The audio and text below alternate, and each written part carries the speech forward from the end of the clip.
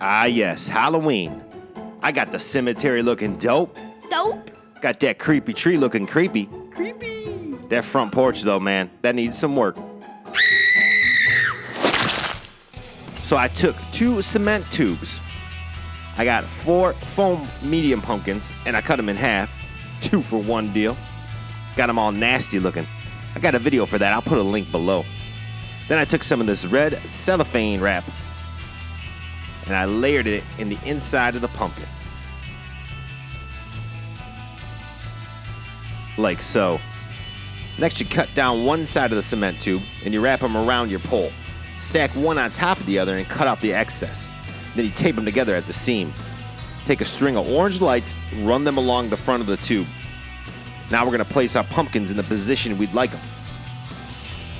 Now it's time to hit them up with spray foam to keep them in place. We're going to spray foam over the lights and make sure that the pumpkins are locked into position. Once the spray foam dries, you can stand this thing upright and finish spray foaming the rest. Cover the entire tube with spray foam. Now we set it up on the porch. Looking sweet. Let's hit it with some Hunt Club Green spray paint. Make sure you don't paint the porch to avoid your wife kicking your ass.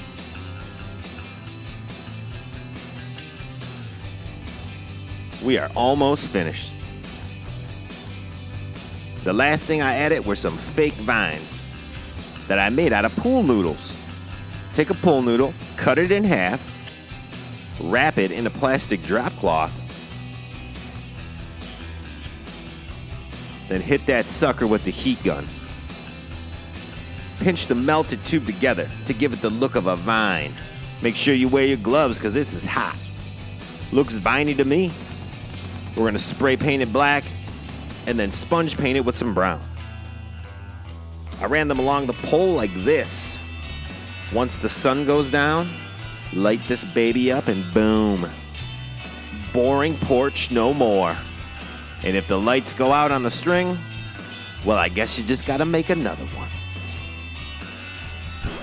He's fat.